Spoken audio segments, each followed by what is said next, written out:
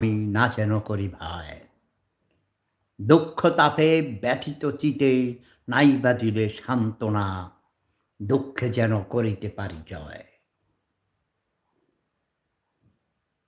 সহায় মোর না যদি ছুটে, নিজের বল না যেন টুটে, সংসারেতে ঘটিলে ক্ষতি, লোভিবে শুধু বঞ্চনা, নিজের মনে না যেন মানি ক্ষয়। আমারে তুমি করিবে ত্রাণ, এ নহে মোর প্রার্থনা, তরিতে পারি শকতি যেন রয়। আমার ভার লাঘব করি, নাইবা দিলে সান্ত্বনা, বহিতে পারি এমনি যেন হয়।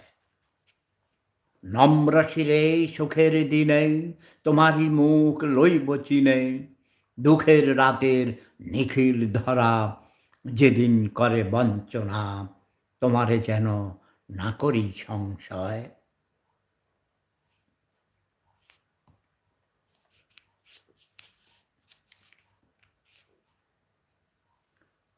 অন্তর মমও বিকশিত করো অন্তরতর হে, নির্মল করো উজ্জ্বল করো সুন্দর করো হে। জাগ্রত করো উদ্যত করো নির্ভয় করো হে, মঙ্গল করো নিরলস নিঃসংশয় করো হে। অন্তর মমও বিকশিত করো অন্তরতর হে, যুক্ত করো হে সবার সঙ্গে, মুক্ত করো হে বন্ধ, সঞ্চার করো সকল কর্মে শান্ত তোমার ছন্দ। চরণ পদ্মে মমচিত নিষ্পন্দিত করো হে, নন্দিত করো নন্দিত করো নন্দিত করো হে। অন্তর মন মম অন্তর মম বিকশিত করো অন্তর করো হে।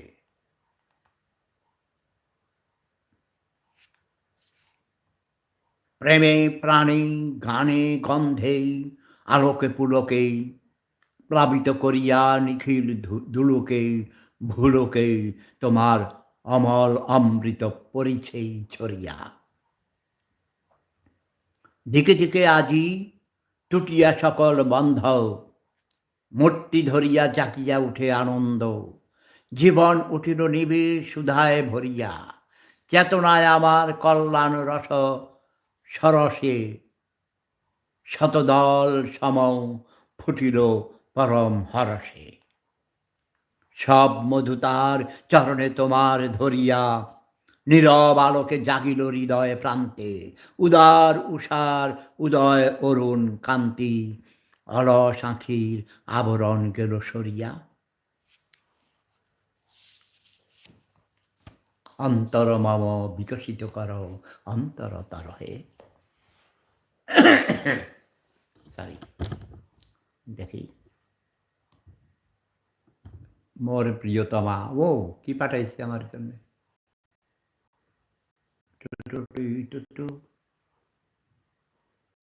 যাক, কত প্রেমিকা আমার নেই। আমি জানি জানি তোমরা কেন আমাকে হিংসা করো। আচ্ছা, তার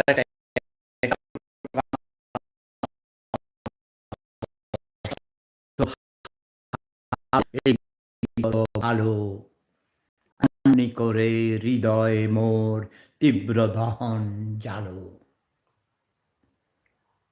আমার এ ধূপ না পোড়ালে গন্ধ কিছুই নাহি ঢালে, আমার এ দীপ না জ্বালালে দেয় না কিছুই আলো।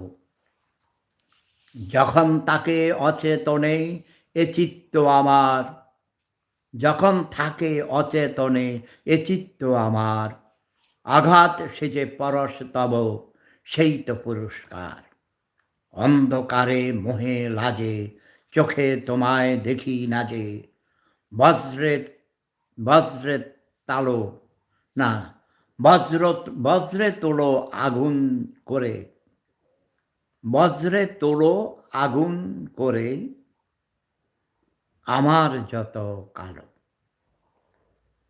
এই করেছ ভালো নিঠুর, এই করেছ ভালো। ওয়াও!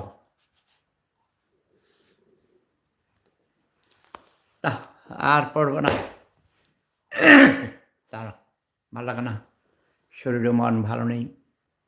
এখনো ঘরের ভিতরে ঠান্ডা, বাইরে ঠান্ডা বাতাস, বারান্দায় রোদ এসেছে।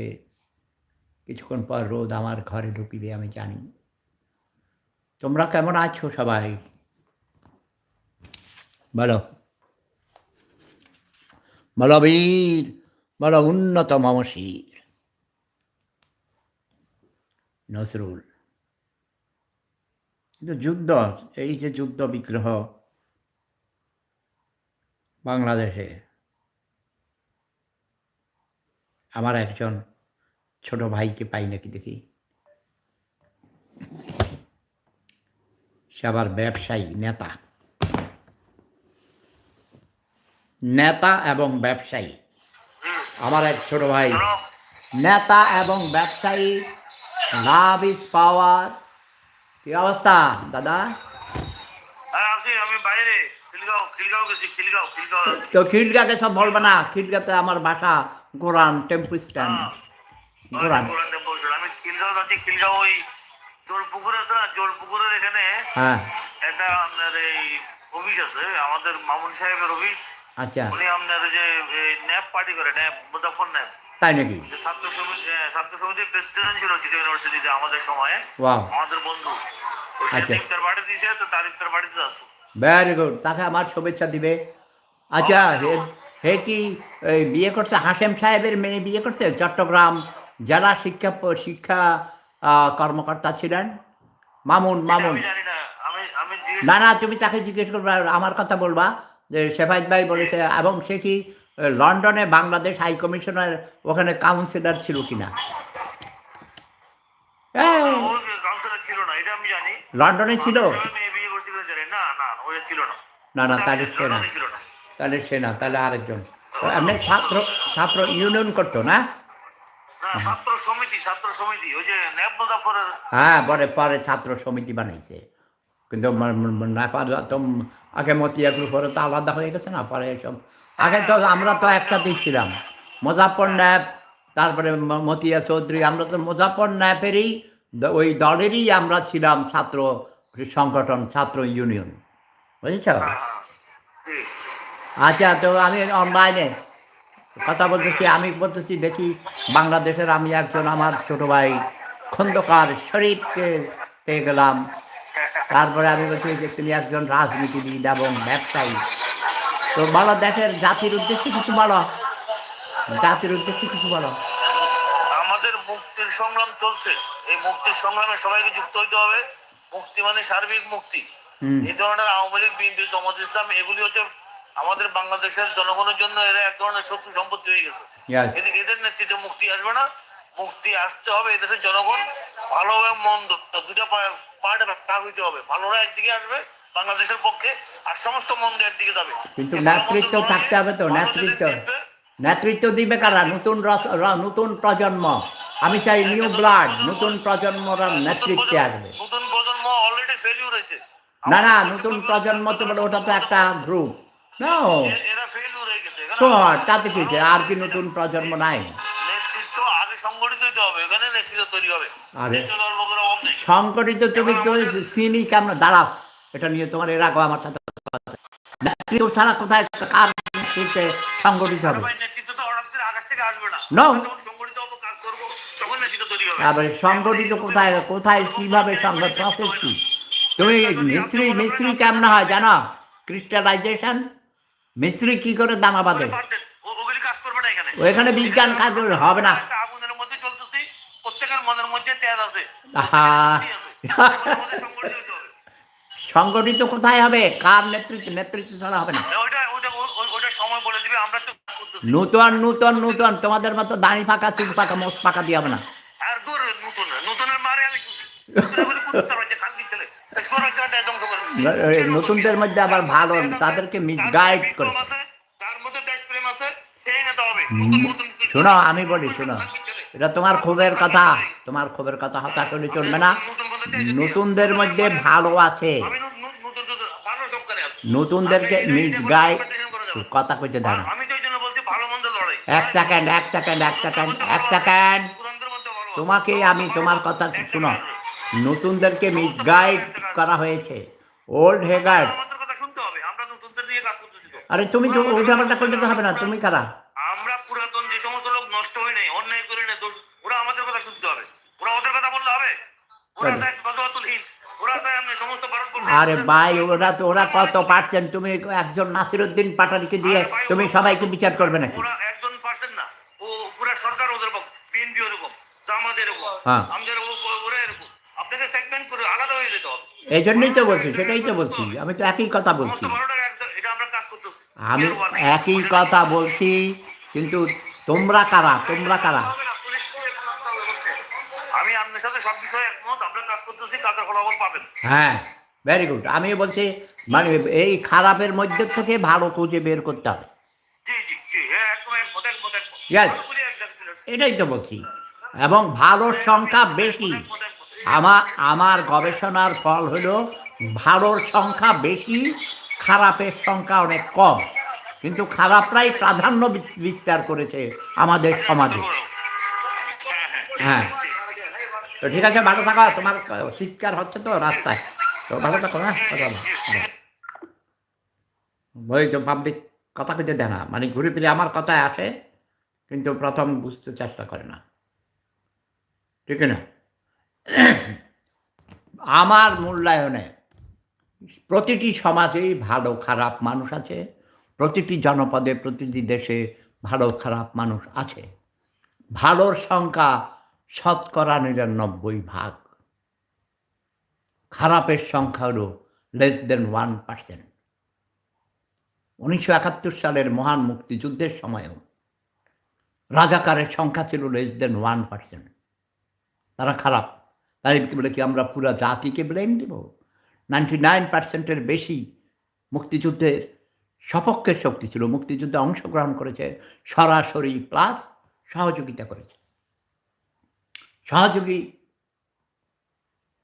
সংগঠন, সহযোগী ব্যক্তি বিভিন্নভাবে বিভিন্ন জনপদে মুক্তিযোদ্ধাদের আমাদেরকে কারা শেল্টার দিয়েছে।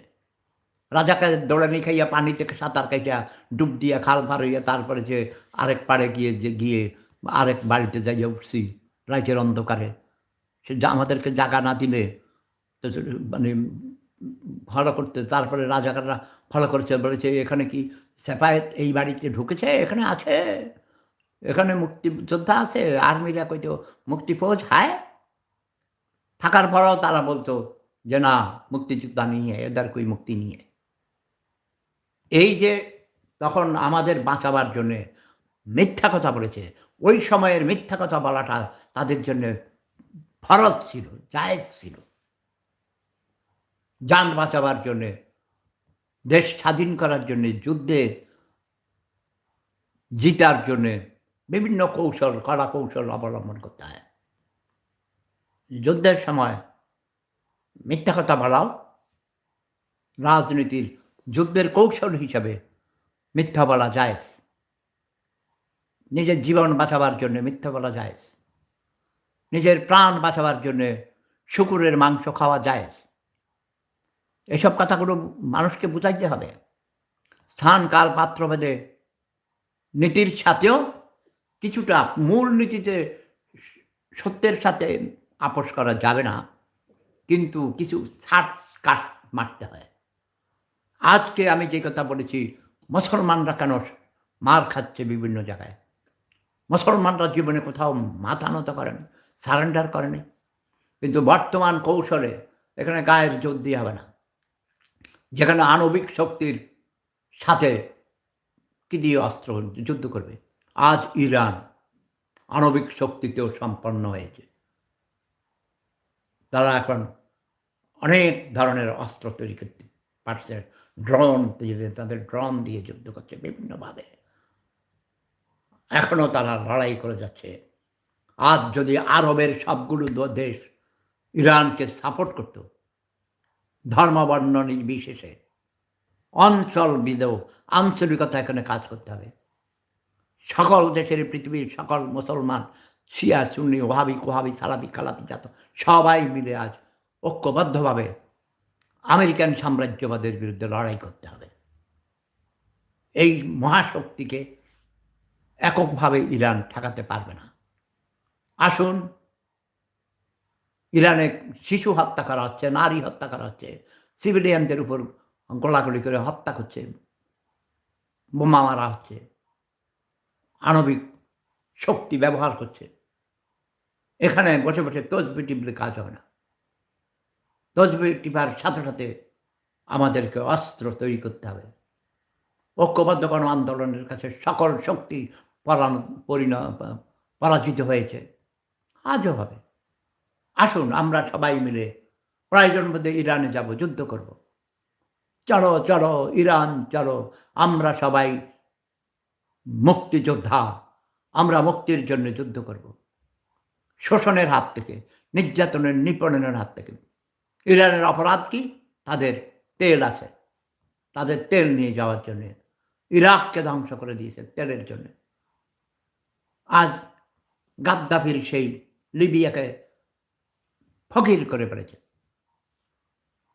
নাইজেরিয়াতে অনেক তেল ছিল, পৃথিবীর সবচেয়ে বেশি তেলের ভান্ডার ছিল। আমেরিকানরা সেগুলো নিয়ে গেছে। এগুলো ইতিহাস জানতে হবে। চিৎকার দিলে কাজ হবে না। নিজেদের সংগঠনকে আগে শক্তিশালী করতে হবে, নিজেদেরকে ঐক্যবদ্ধ হতে হবে। মন মেজাজ খারাপ করলে চলবে না।